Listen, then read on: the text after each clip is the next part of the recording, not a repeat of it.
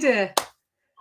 So good morning and welcome to the Wise Why. We've had some technical issues this morning, so I have absolutely no idea if this is working or not. So if you tuned in, please join us in the chat and just say, yes, you can see us, because Peter couldn't hear me and he couldn't see me. And from what I understand, I might be static on the screen. So I am hardwired. I believe Peter is hardwired. So who knows? I've been on to StreamYard, but of course we were going live, so we had no time to really look into it. So welcome to the Wise Why. I'm Kirsty Vanderbolk, and with me is the incredible Peter Ainsworth, who, when I joined Samsung Techwin, took me under his wing and supported me. And again, it's that transition like last week where I had Paul on the, I've just been told all is good. So last week we had Paul Routledge on the show, and he supported me when I did that transition to D-Link. Peter, wow, I am so grateful and so thankful that you helped me. And I've got a question, if I can remember it, because it went out my brain, from Joe. So hopefully it will come back to me later. But enough about me. Please introduce yourself. We've got some viewers this morning, which is great. Gosh, right, yes. Good morning, all. My name's Peter Ainsworth, as Kirsty was saying. I live in around Henley, which Henley on Thames I've done for about 25-ish years. Been married for 27 years now, actually, this month. Originated in West Cumbria, just west of the Lake District. Beautiful part of the world. Was born up and bred. Left there, went to London, joined the Marines for my sins. Had 8 wonderful years in the Royal Marines, then left there to go to Africa, did some work with the mine clearance charity, the Halo Trust. You might have heard that about the Halo with the Diana when she went out to Angola, but I was out in Mozambique on the other side of the continent, where we had Princess Anne come and visit us. There wasn't much publicity, unfortunately. Anyway, did that, and my wife-to-be decided it's best I come home and get a proper job, so I did. I fell into the corporate world, if you like, when I got a tube into London and got off at Hammersmith for some reason. Walked up the high street, walked into Reed Employment and said, "Can you help?" And they said, "What are you doing this afternoon?" And I said, "Nothing." And they said, "Well, stay here." Anyway, I then had a number of job interviews, and Kirsty was saying to me the other day, "How did I get into the security world?" Well, it was by accident. I had 2 job offers. One was for Norbain, which I had a wonderful time in Norbain, and the other one was for a credit agency called Dun & Bradstreet, which had this most wonderful modern offices on the M40. Norbain at the time had these Nissan huts in Reading, and I had to make a choice. So I went for the Nissan huts because I thought it would actually be quite interesting, quite a bit of technology. So I joined Norbain. I was there for 13 years, had a wonderful time, some great people there. I was then asked to join Samsung Techwin at the time. They're now Hanwha. Again, fantastic people. Some great people that mentored me there as well. There's a guy called Jake Kim who was brilliant, and that's where I met Kirsty, met Joe. Some superb people. And then I was asked to move on to Tyco, then Johnson Controls. Had 6 good years there, and now I'm with Amazon Alexa, looking after some fantastic technology. So in a nutshell, that is me. I just listened to see if she responded. Did she respond? Did she? I can't see any message in the comments, so but maybe she's maybe later. So one of the things Joe was quickly telling me about this morning was, and I've heard this, done but not perfect, and you have a particular way of saying this from what Joe was saying, and I can't remember exactly her words, but she said that she's taken on one of your key phrases into her working life after working with you from the mentoring stages, and I think it's something about done but not perfect, or something along those lines. Yeah, it's yes. I try to. I can't remember the exact wording, but the phrase I know, because if you think about apps on like mobile devices, and a brand new app comes out, you get updates every now and again, right? Quite regularly, and we accept it. It's great. Don't wait to something's been to be perfect before you get it out into the field. Get it out there. Get customers to give you feedback on it. Find out what you have to do to improve it. But if you wait to it to be perfect, it's never going to be perfect. So you'll not release it. Or if you then do release it, it's too late because your competitors have got there and stole your thunder. So if it's good enough, get it out there, get some feedback, improve it. I think that's what the conversation with Joe was about.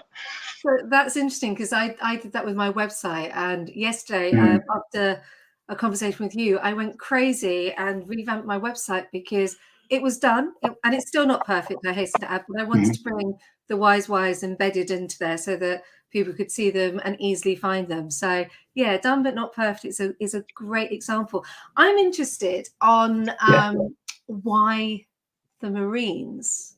I did warn you I was going to ask you this question. So why the Marines? Because I know, I was give me a pirouette and a grand jeté and maybe a curtsy and a little bit of singing, and that was me for such a long time. That sounds like a Royal Marine on a Saturday night, actually. That's another story.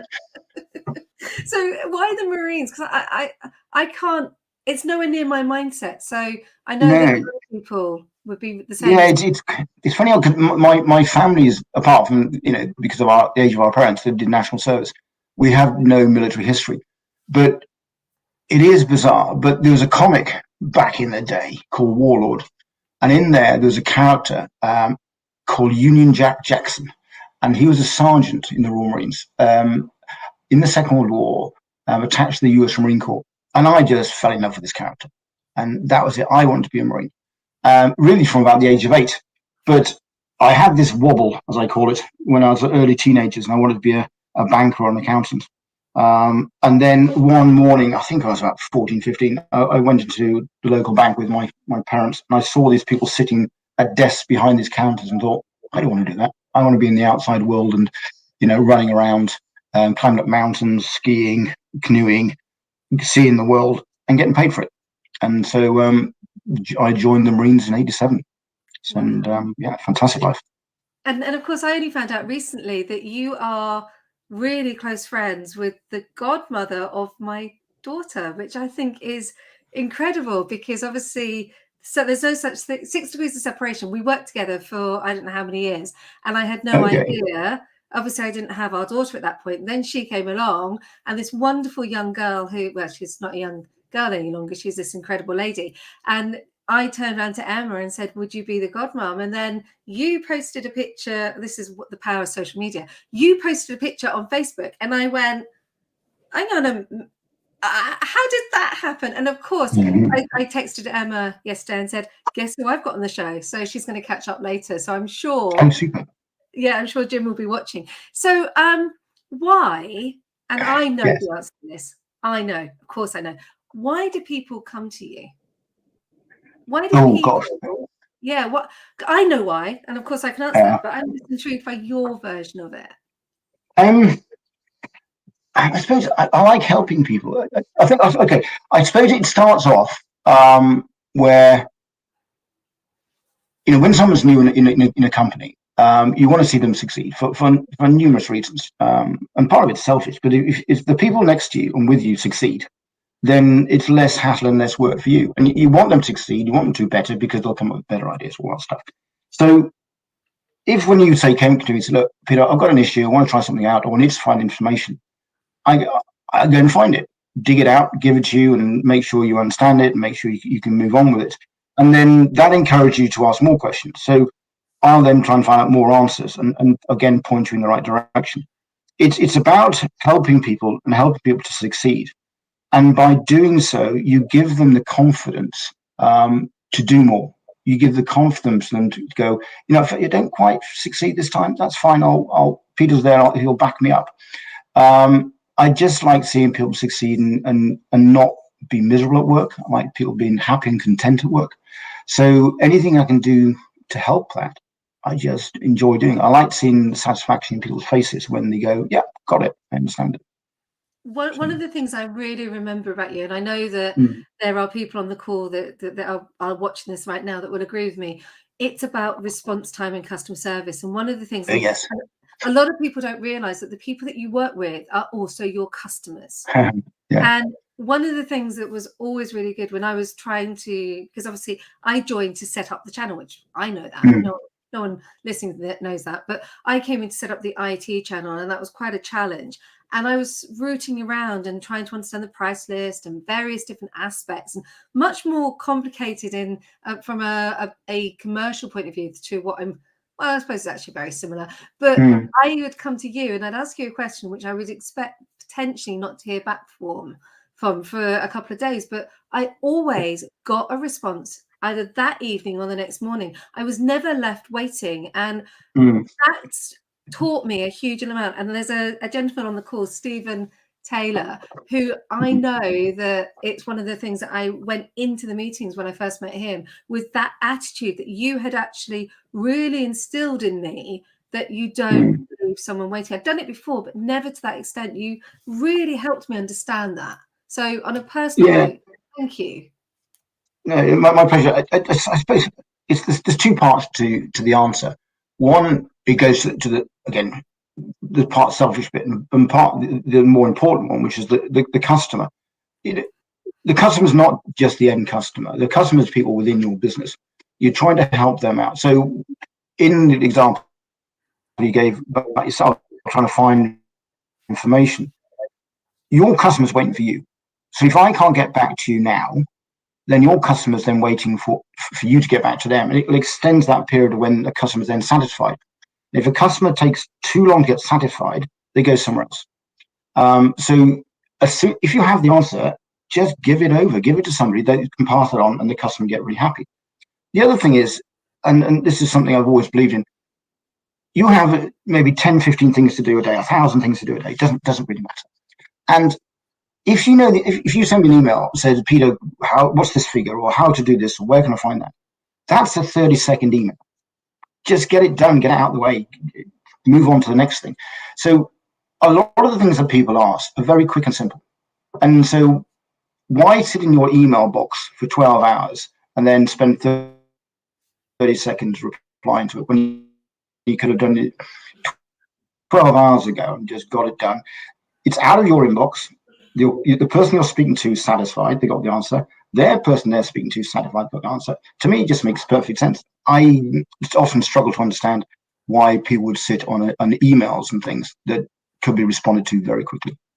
Brilliant, thank you. Were there, because obviously you came from the military and you ended up at Norbain, and I'm sure people from Norbain were watching that, and Norbain has incredible people who stayed for a very, very long time, and that was one of the things that I really saw, was the amount of time that people stayed there. But were there any aha moments? I know that I've had plenty where you thought, why am I doing this? Yeah, how did I get here? Were there anything like that along the way? Yeah. There's certainly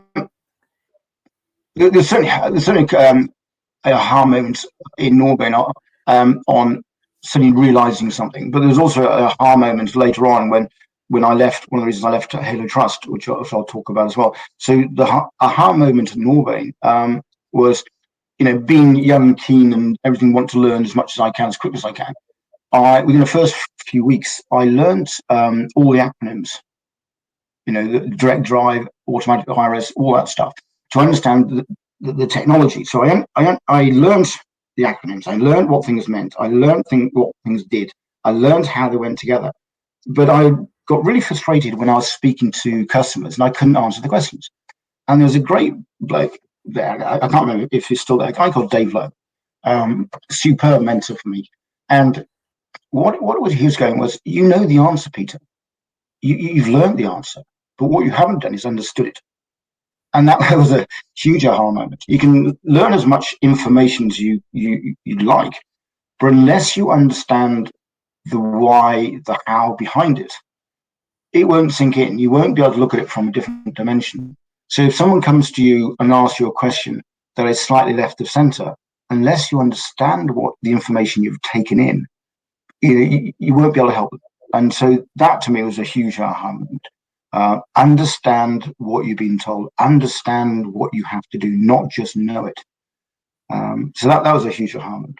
But an aha moment on deciding to change direction was when I was doing the work with the Halo Trust in Mozambique, doing the all mine clearing stuff. Fascinating country, beautiful country actually, lovely people. Love to go back there again.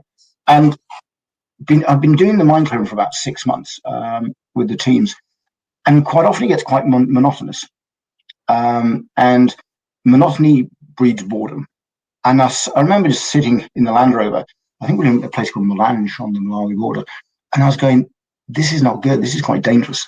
If I'm getting bored doing this, I need to move on because it's not good for me. It's not good for the people I'm working with." So that aha moment, because I didn't feel mentally I was right to continue that work for the better of the people I was working with, and therefore I need to move direction and come and do something else. So there are two particular aha moments that I just wanted to point out. I think that's really important. That I've always said that I stay in a company when I'm learning and I'm exploring, and then you get to a point where if you've learned a lot, you can stagnate, as you just mentioned, and you can become destructive and self-destructive, and actually almost a caustic employee.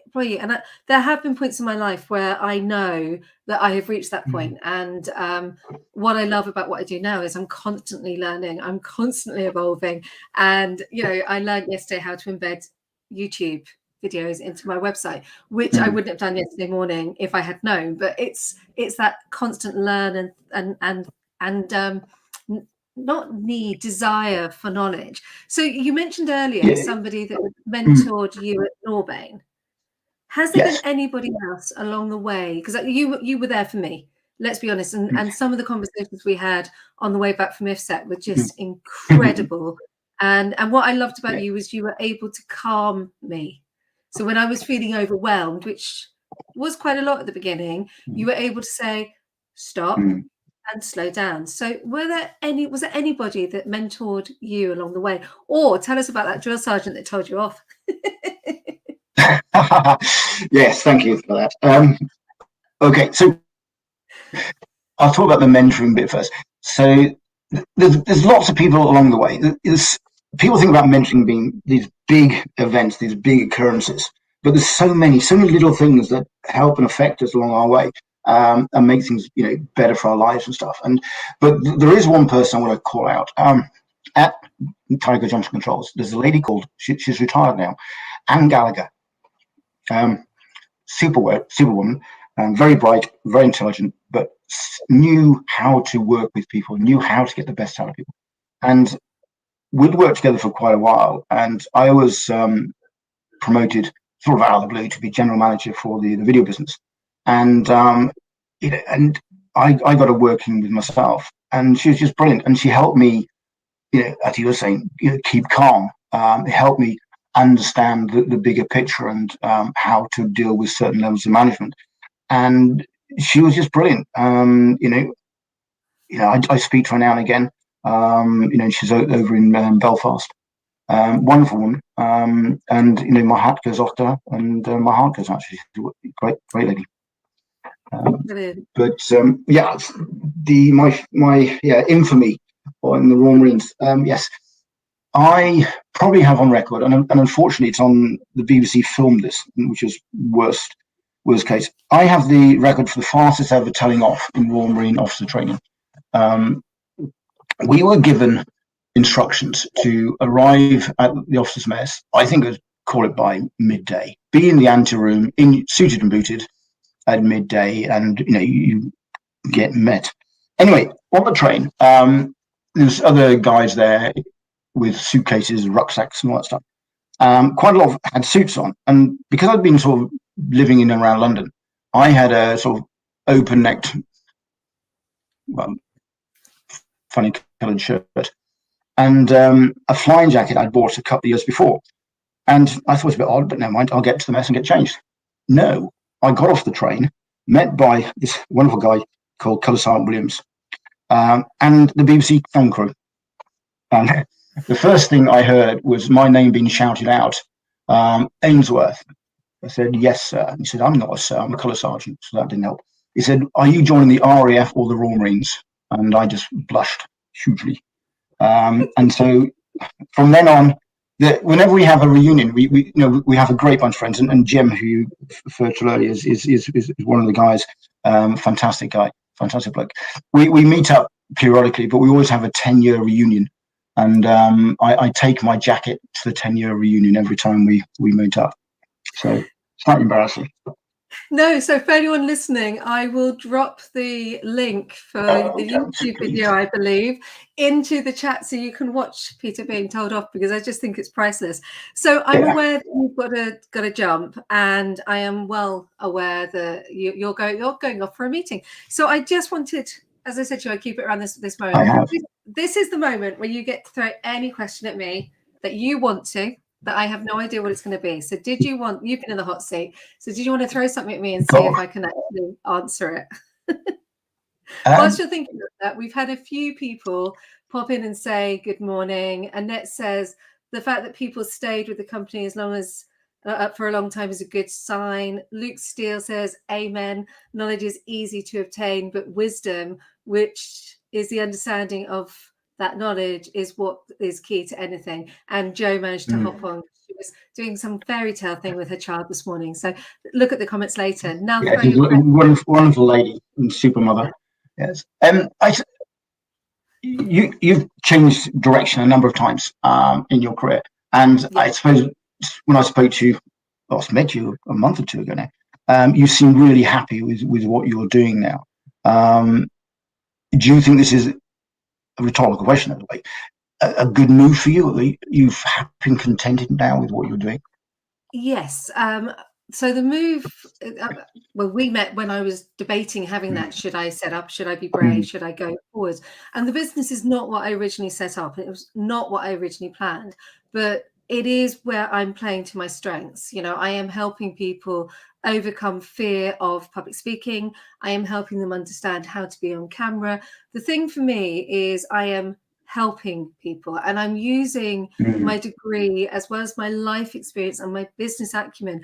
And for me, it's incredibly humbling, and I'm going to use that word because that is how I feel. I feel humbled when I watch somebody. And I just sent a message to Annette, actually, because she's posted a video, and Annette's journey with video is really blossoming. And I'm watching her grow into her speaker's shoes, which is the phrase I use, and seeing her embrace video. And the first time I saw Annette, she was scared. And sorry, Annette, for calling you out, but she was scared, she was overwhelmed. And just watching her blossom and relax and allow the camera to, inviting the camera in is empowering for me. And I just feel humbled that I can help people on their speaker journey. So it's my soul food. And I said this last week, my soul food. And that is why I do it. And also it allows me to be present for our daughter. And that is what was driving my why behind it all. So yeah, completely. And I can't imagine me changing. I really can't, because I'm really settled in it. And I enjoy it. Great. Really. Good. And that's the main thing, that you're enjoying what you're doing. And that makes such a big difference to everybody around you. And it's good to see you're happy and contented. I am. So on that note, because I know you've got your meeting to go to, Peter, thank you so much for joining me. We are going to keep this going because people love it. So we are going to keep going. We're going to go live again in September. We're going to keep going till obviously July, but after this we'll have series 2. So, you know, to anybody out there who wants to share their why, let me know. And if you want Peter back, also let me know. Thank you. Thank you, guys. Good morning. Bye-bye.